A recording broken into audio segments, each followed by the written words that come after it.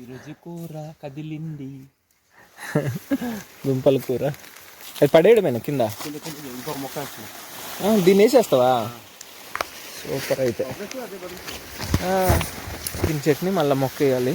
దాన్ని దుంపలు పీకేసుకున్నాం. ఆ మొక్కను తీసుకెళ్తే అక్కడ ఏరుంది కాబట్టి అక్కడ ఇంకోటి వచ్చేస్తుంది దుంపల్లో నుంచి.